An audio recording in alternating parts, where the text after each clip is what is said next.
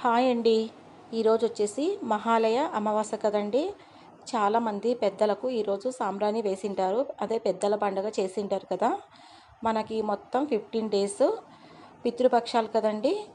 ఈరోజు వచ్చేసి మహాలయ అమావాస్య కదా. ఈరోజు చాలామంది వేసింటారు. ఒక 50% అయితే ఈరోజు వేసింటారు.